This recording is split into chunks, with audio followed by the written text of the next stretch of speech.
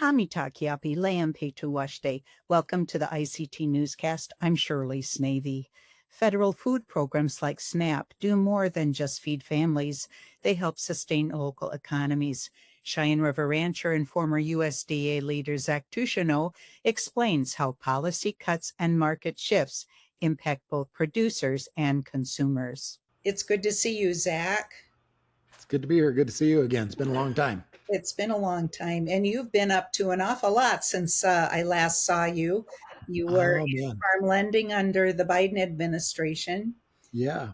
I think when we last visited, I had my dream job. I think I was the executive director at the IAC, and then I got the chance to go work for the administration heading up the Farm Service Agency, which was, again, another dream job. It's just the story of my life. I keep falling ass backwards into good situations. And then it's just my moral duty to try not to screw it up. Well, now that you've had an opportunity to come home and to assess what went on in the Biden administration, what is your assessment? I mean, what were you able to do for ranchers and farmers? Looking at where we're at now, I firmly believe that the global pandemic was the beginning of the farm financial crisis that we're now in. And the work of our administration with Congress staved the impacts of that off during our time there. We just didn't have enough time for the solutions to prevent it from happening or resurfacing to come to bear. We made a lot of investments in the critical infrastructure that the lack of which caused our store shelves to be empty. And we set about to try to fix that while we tried to stop the bleeding, if you will. And I think the data will bear out that we were successful. We kept producers on the farms.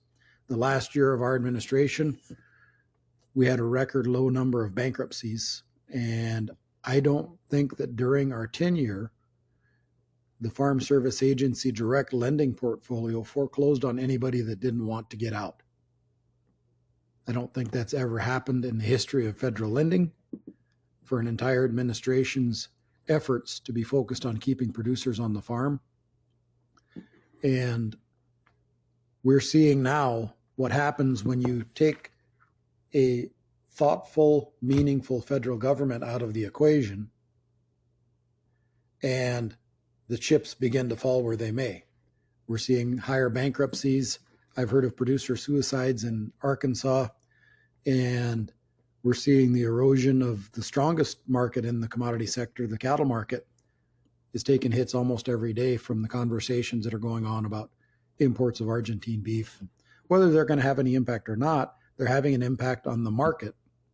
And many of our producers use those market instruments as equity or as surety in their balance sheet and cash flow, and it's impacting their economic reality.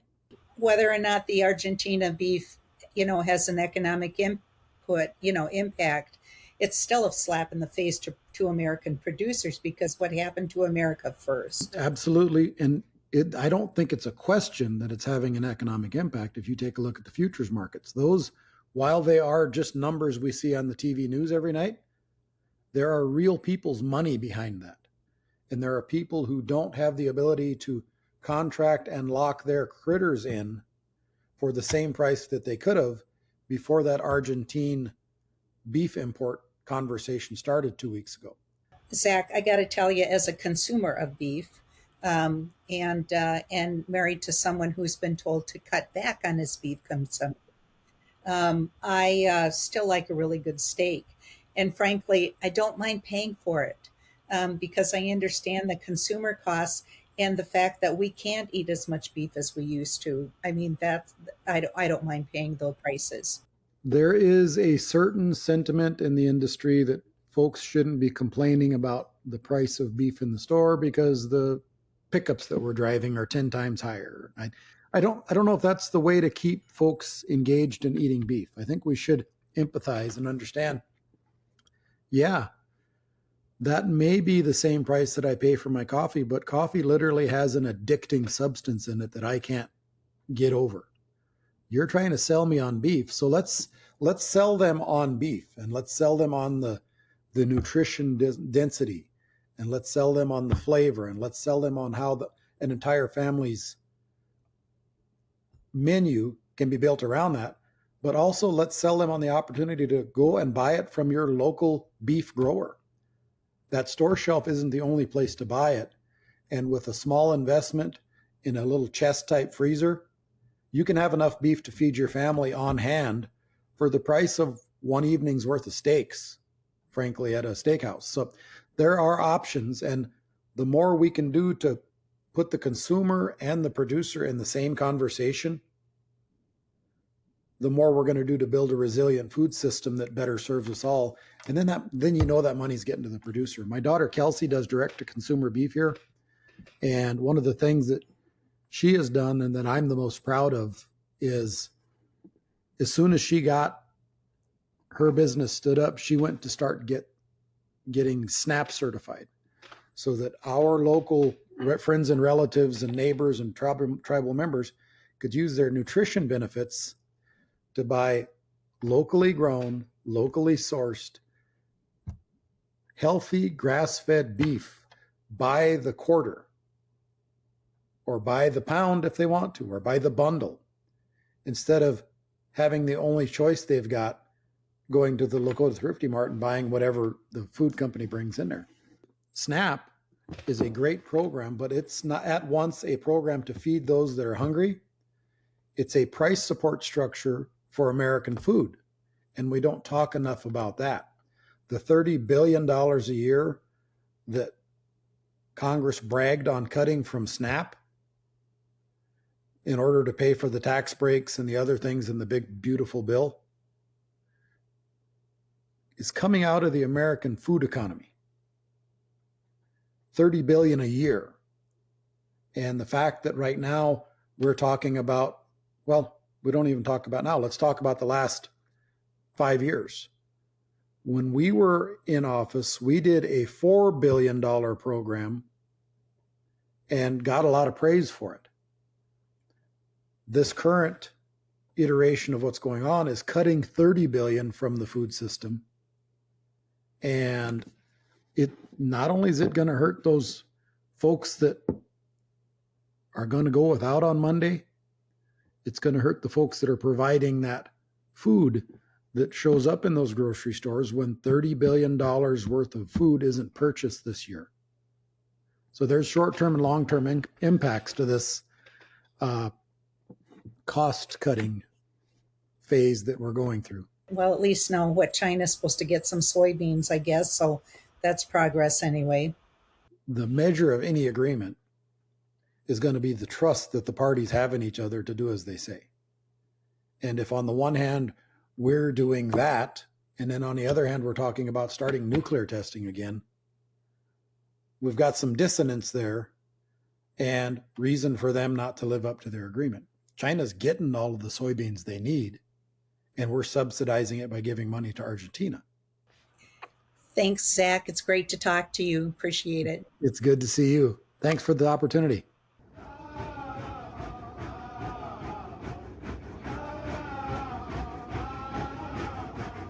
Arabe tuat tavai, which is Ute for today is a good day. Arabe is today, tuat is good, and tavai is day. Arabe tuat tavai, which is Ute for today is a good day.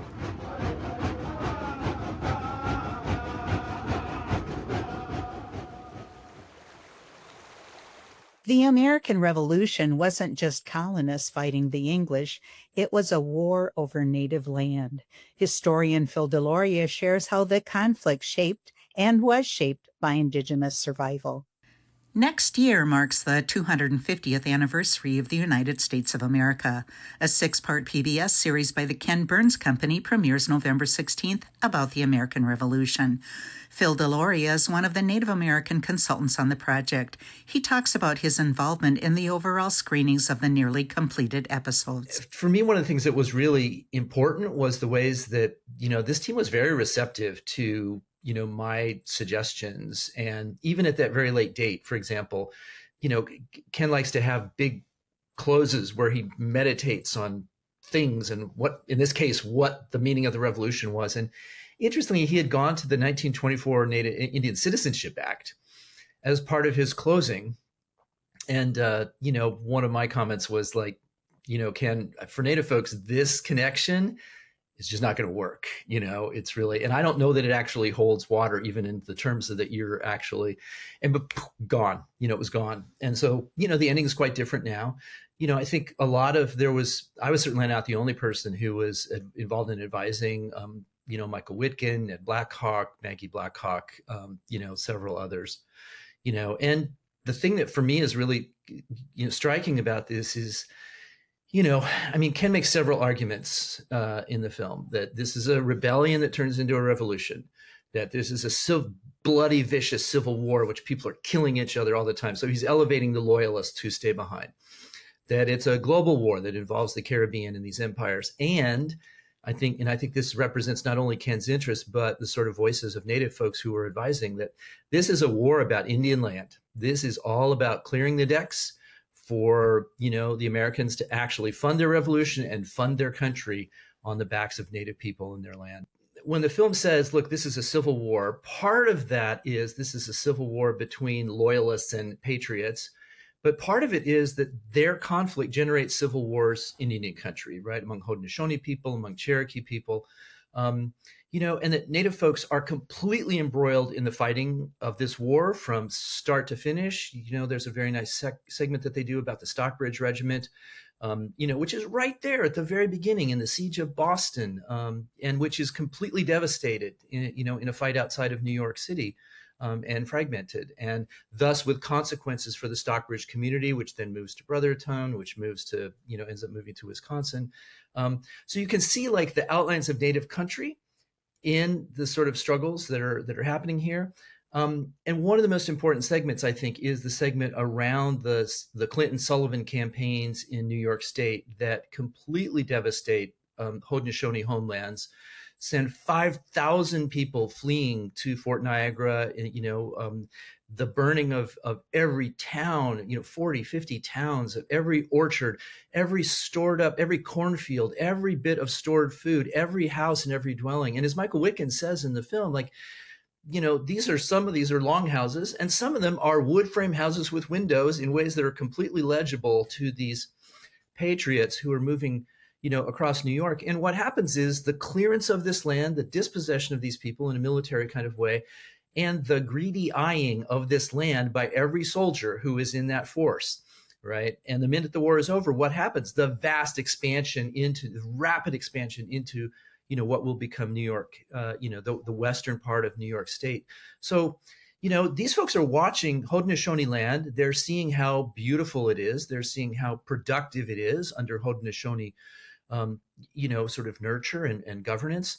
And they want that land for themselves. Same thing happens at the beginning of the war, with the burning of the Cherokee towns. So, these are these over mountain people. They want into Kentucky. They do not want the British to, restrain them. And the minute Cherokees start resisting under Dragon Canoe, the first thing they do is send thousands and thousands of militia people in, and they burn out the Cherokee towns. 50 towns just destroyed in the same kind of way. So it's a moment where Americans are waging, who will become Americans, are waging really total warfare against Native communities with an eye to land speculation and land seizure. And, part of this speculation is happening before the war even starts, right? People who are signing treaties and land contracts for vast tracts of land, particularly in the southern part in the Kentucky area. So, this is a war that is, in ways that have been effaced, I think, a war very much about Native land and about the construction of American wealth on the backs of Native land. And of course, this has been something that has concerned scholars and Native folks for a very long time. And we're really starting to see the dimensions of wealth that was built around Native land. And here's where it all starts. The American Revolution, a 6-part series by Ken Burns, Sarah Botstein, and David Schmidt, starts November 16th. Extensive classroom resources are at ouramericanstory.org. On the Navajo Nation, chapter leaders are calling for accountability. President Nygren faces growing pressure and allegations of misconduct. ICT's Daniel Herrera Carbajal reports. Tensions continue to escalate between Navajo President Nygren and government officials as multiple chapters call for the Navajo Nation Council to remove Nygren or put him on administrative leave without pay. It's actually the people's vote. They're the ones that passed this resolution. The votes come as a pending investigation looks into alleged financial misconduct and, quote, recent behavior unbecoming of a Navajo leader. President Nygren said in a press release he will not resign. The Navajo Nation has 110 chapter houses. A chapter is the most local level of government on the Navajo Nation, similar to a county in other states. Chapters act as community hubs for local governance and voter registration with the larger Navajo Nation government. Earlier in October, President Nygren attempted to remove Navajo Nation controller Sean McCabe from his position and install a, quote, illegal controller.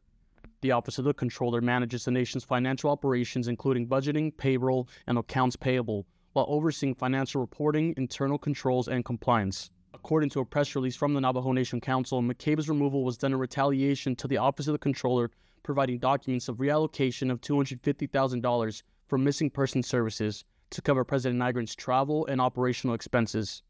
During the 2026 fiscal year comprehensive budget process, the 25th Navajo Nation Council approved $250,000 for the Four Corners Canine Search and Rescue to support search and rescue missions for missing persons on the Navajo Nation. On September 15th, President Nygren signed the funding into law and stated that he was, quote, pleased to approve the funding to support missing person searches. Western Navajo Agency Council President Delor Curley says this caused many chapters to vote on a resolution calling for his removal. The resolution will then be brought before the Navajo Nation Council, who have the authority to remove a president from office. We have 18 chapters that comprise of the Western Agency. And so a lot of the other chapters within the Western Agency, they provided the resolutions. I believe during that time when we had our meeting, I think we had about at least 6 or 7. But now, since when we were going through the process before the takeover of the controller's office, I think there was a lot more after that. On October 17th, the Window Rock District Court granted a temporary restraining order halting President Nygren's unlawful attempt to remove McCabe and prohibiting the appointment of an acting controller without budget and finance committee approval. The Office of the President and Vice President addressed the, quote, misinformation in a press release. There needs to be accountability on all sides. We want to be able to ensure that there's transparency on all across the board. On October 20th, Speaker Crystalline Curley delivered the Speaker's report during the budget included a more than 12% increase of more than $600,000 for the Office of the President and Vice President. The office currently has a budget of $5.5 million, representing a 68% increase since 2023, making it one of the largest presidential budgets in Navajo Nation history. The office is currently requesting an additional $1.5 million. For ICT, Daniel Herrera Carbajal. Fashion meets advocacy in Spokane, with designers and educators sharing culture and calling for change at the National Indian Education Association Convention. Marionette Pember was there. Washington State's Spokane Convention Center welcomed more than 2,000 educators, students, advocates, and designers in October for NIEA's 56th annual gathering. These are all my original designs that I'll be showing today. I'll be showing 9 pieces, and there's a variety. I have Pendleton, I have Longhouse, I have... With the theme Empowering Sovereignty, Our Legacies, Our Futures, the association sponsored a fashion show.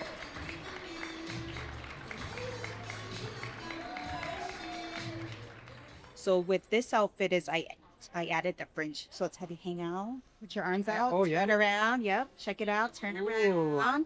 Yep. So this is actually buckskin that I put on myself. The educators stressed the importance of the Johnson-O'Malley Act that in part ensures resources for Indian students. We don't want it to just be something that sits on a shelf. And urged Congress to fully fund tribal colleges. The group also called on Congress to pass the Indian Boarding School Healing Act. When we think about boarding schools, and in particular the impact that boarding schools have had on our communities, we do want to make sure that we are continuing to tell the true and accurate history of what is now the United States and that impact on to our tribal communities. From Spokane, Washington, I'm Marionette Pember for ICT.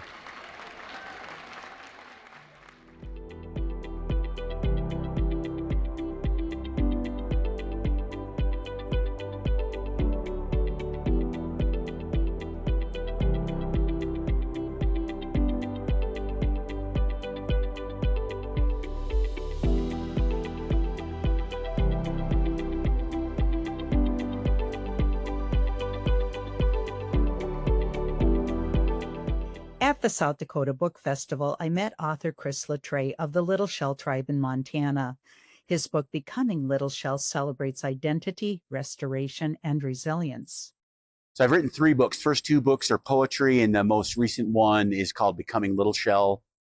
It's the story of the Little Shell tribe and my family's connection to it. We are the most recently federally restored tribe in the United States, or number 574. We were known as the landless Indians for more than 150 years. So that was the amount of time it took for us to reestablish, what we always knew, or who we always knew we were in the eyes of the federal government. So now we have a government-to-government political relationship with the United States. When Kichi Manitou puts that shell to their mouth and breathes through it, and all of that holy breath, all that dampness that comes in the early mornings of days like today, when it's chilly, and you can see our breath and it's kind of misty and wet, that mixes with that soil, and what emerges on the other side is the first person. And that first person's name is Nanabuju. Nanabuju is also our trickster figure. But the first thing that Nanabuju has to do, Kichi Manitou asks Nanabuju to do, is to go out in the world and be introduced to it by listening, by paying attention. Any advice for anybody that wants to be a writer? Yeah, you have to want to do it, whether you are make a financial, have a financial relationship to it or not. If it's all about money, people can sense that. And I think you just really need to be committed to it. I'm doing well now, but that doesn't show the 15 years of effort it took to get to where I am today. So it's a long game, just like everything else. And if there's one thing Native people understand, it's the long game. From Lakota Oyate homelands, I'm Shirley Snavy for ICT. For the Lower Sioux Oyate in Minnesota, art is more than expression. It's economic power. A new initiative helps Native artists turn creativity into community growth. Check out this story produced by our partners at the Department of Public Transformation and Leah X. Rath of Activate Rural.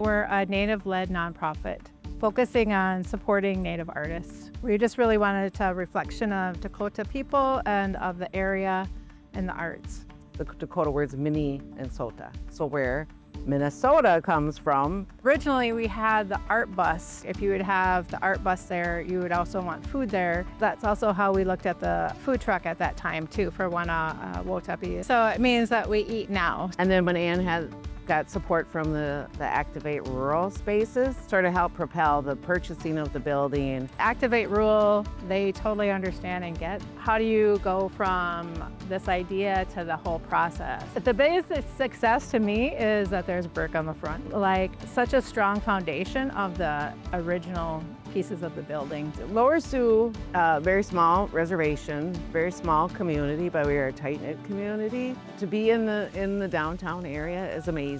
So I think there's a lot of excitement from the community at large. Every day up and down the street, there's a lot of looky-loos. This part of the Minnesota River Valley is rich with history. Through art, you really have an opportunity to create cross-cultural exchange.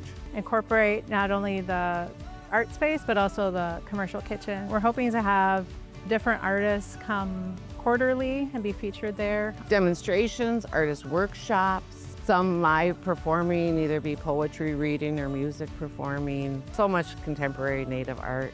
The earrings I have on now, metal work with leather work. This community is full with Native artists. And when you allow an opportunity for us to promote those local artists, that's one way for us to uplift that economic opportunity within our own communities. We all were artists at one time. We didn't necessarily call it art. It was just a way of being, and everything that we made had a functional purpose. It's also an opportunity to reclaim that and reteach it to others. When I create a quilt, and if I create it for someone I know, I just love putting the care and attention and passion into it. There's a prayer that you're putting into the piece. I like doing art because I think it is very healing. Dakota Florals is my favorite because I like to spend a lot of time outside and with nature. Everyone gets to learn and bond with each other, all ages and genders. Changing how space is walked through and looked at for rural America, because it's very impactful. And that's inspiring to me, to be in those spaces and see like how multidimensional Native artists are and the work that they do. I want it to be seen as a true ally, that we are supporting each other.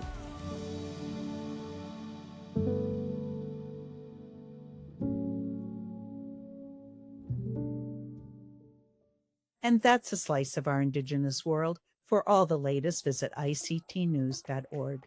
From all of us in the newsroom, stay safe, my relatives. Sometimes you got to take a stand just because you know you can. Oh, you got to run, you got to run.